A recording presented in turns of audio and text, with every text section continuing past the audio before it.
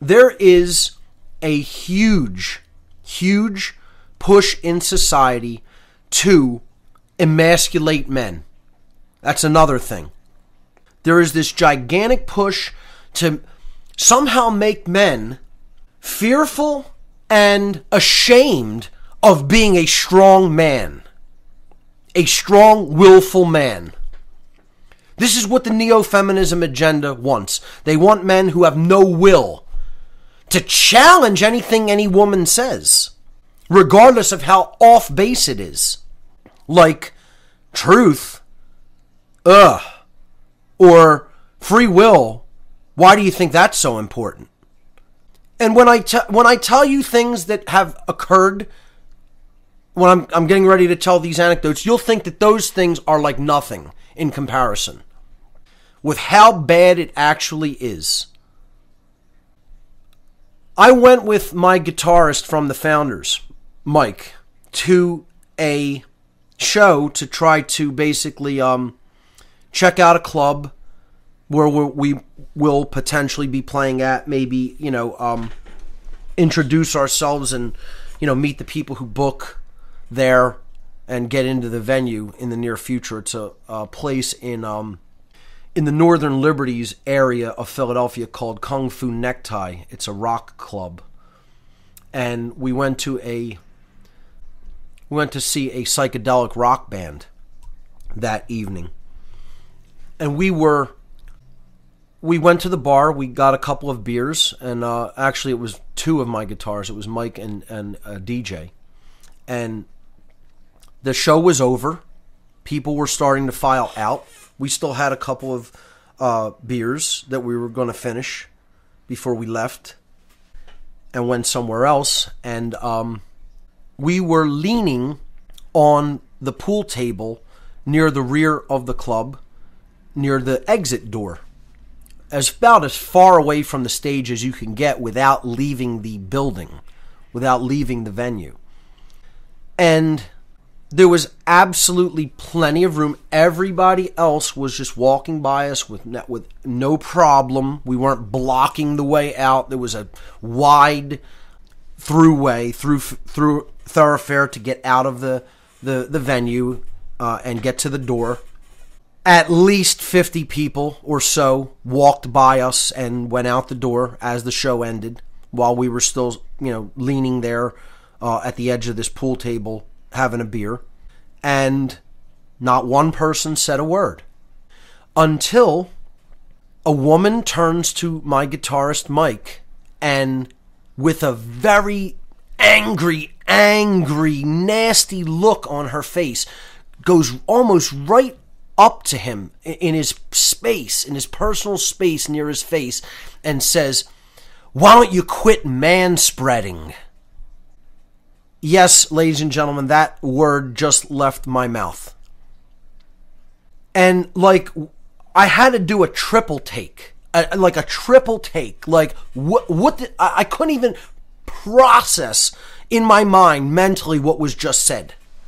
It was so unfathomable to me to actually hear this in a daily interaction with another human being. Now, for people who don't understand what that term means, and again, she bumped into his elbow on the way out the door as he was leaning on a pool table and accused him of what she termed as manspreading, because she bumped into him, probably in her drunken condition, because she looked like she wasn't altogether with it. We were absolutely fine, sober, having one beer, getting ready to go, and, nobody was, blocking the way. Nobody was, trying to make themselves as big as possible, like they were getting ready to fight a grizzly bear or something, okay? We were leaning on the pool table, drinking a beer, getting ready to go. And because, she bumped into him, nudged into him on the way out, she turns to him with this really angry look and practically screamed that right to his face. Now, for people who don't know what manspreading means, you have to go back to New York's subway, New York City subway signs. This comes from a man sitting with his legs open on a subway seat and therefore making it, tight for other people to get a seat if they want to sit in the seat directly next to him because his knee is out. Because men aren't going to sit there with their legs crossed like a woman because they're not women. They have these things, or at least are supposed to have these things called testicles in between their legs. I realize most modern men don't have those, but allegedly they're supposed to be there. And some men who still do have them tend to open their legs instead of cross them in the small seats of a subway car. So New York has actually started fining people. New York City in America has started fining people for the horrific crime of manspreading. Sitting with your legs spread open on a subway seat.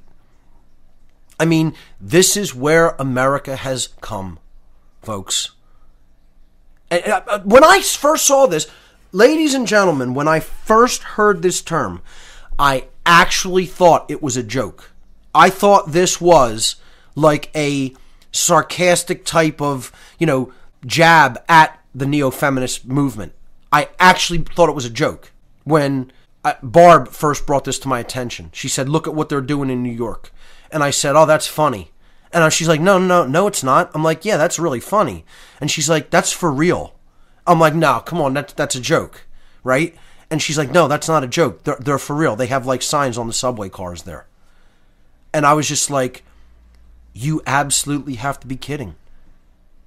I mean, with what's going on in the world today, this is what people are concerned about. Not only that, but this is what people look at this and don't think this is a complete asinine joke. This woman takes it so seriously, she's yelling in a man's face at a rock club.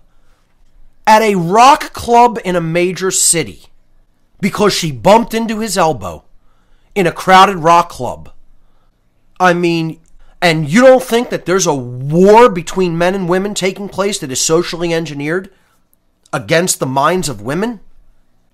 I mean, this is one slave bumping into another enslaved human being and getting angry at this person and talking at them like, they're the problem or the enslaver. Oh, you're one of the hierarchy of, men who is oppressing us. The patriarchy. Like I said, there's no such thing, dunce. There's an occultocracy. You are living in an occultocracy, which is ruled by the occult. Ruled by stealth methods of manipulation, mind control, and epi-eugenics that you know nothing about because you're an unread dunce. That's where you live, not in a patriarchy. And let me tell you something, there's plenty of female dark occultists that I was around and worked with as well. When I was involved. You think there aren't women involved in this agenda? You're out of your mind if you think that. There's people from every walk of life, every ostensible religious background, every ethnic background, every gender, every class, economically even. You think it's just the rich? You think it's just men? Oh, people think it's just white, rich men. Yeah, sure. You want to talk about naive, that believe this. They actually believe this crap. Let me tell you something. I was actually good friends with a black female Satanist for a while. So you don't think that there's every ethnicity, every gender involved in the dark occult agenda? You don't know what's going on. And you don't know who's directing it. Because you, quite frankly, haven't read enough, haven't opened up your mind enough, haven't studied enough. You don't know what's going on in this world or who's directing it. And you're taking it out on somebody sitting at a rock club, having a beer, talking to friends because you accidentally bumped his elbow in your delusional state and probably drunken one too. So my guitarist did not remain... I was so dumbfounded that I actually remained silent, ladies and gentlemen, if you could believe that. I could not even process it. I was literally standing there like gape-jawed for several seconds because I could not even process what just happened. I was so in it like a stupor over it that the words couldn't leave my mouth. But Immediately, my guitarist answered in a very vitriolic way, let's say. I won't repeat even on the airwaves what he said. And, then you got to start thinking, are there going to be the white knighters coming out to rescue the damsel in distress who just accused somebody of manspreading and being a patriarchal tyrant because his elbow extended out a little too far past the pool table, God forbid. Then you have these dudes who hear a harsh thing said to a woman, God forbid, who acted that way in society, and then he wants to be a big tough guy. That didn't happen on this incident, but upon hearing what he said and the tonality that he said it, and other people turned around and heard what he said because he said it even much louder than she said what she said to him, I was like, getting ready to have to physically defend myself at that point. But that eventuality did not occur. No white knights stepped up. You could look up that term if you're not familiar with it. People who want to defend the damsel in distress regardless of how wrong she is. I have no problem with defending people. Just make sure they're in the right first. Make sure they're within their rights first. Then come to their defense. These guys that think women can do no wrong because they're women, they have their head lodged firmly in their colon. And anybody who tries to put somebody who is acting inappropriately in their place, regardless of what gender that they are, they want to immediately come to their rescue if they're a woman, regardless of how wrong they are. So yes, ladies and gentlemen, in my own experience, I have now heard the term manspreading viciously and vitriolically directed at a person who is just standing at a pool table with a beer. This is where society is at. This is how far the neo-feminism agenda has come. And if you're not angered by that, you're asleep. You are completely unconscious and asleep to what's really going on in our world. Because this is part of the emasculation of men. Another term that's floating out there. Toxic masculinity. I guess I'm just completely poisoned because I act like an actual male member of society that doesn't want my freedom taken away and my rights taken away. And I'm prepared to physically defend those things. So I must be extraordinarily toxic. Any hint of anger that is expressed in the voice, that's toxic masculinity. Toxic masculinity. I mean, who sits and comes up with this stuff? Good old Reginald over in the city of London at Tavistock. Our boy Reginald, man. He's over there with Lionel, and James, and they're just sitting there with their cigars, looking out the window from the Tavistock building going, wait till you see what we got for these Americans next. Manspreading, Lionel. Oh, Reginald, that's brilliant. And you don't think this is how it's going on. If you understood the people that were inventing this stuff and coming up with the things that they're going to put in your mind, these fat old white men in three-piece suits smoking expensive cigars with more money than they know what to do with, sitting there in a think tank building saying, how are we going to rape Americans next?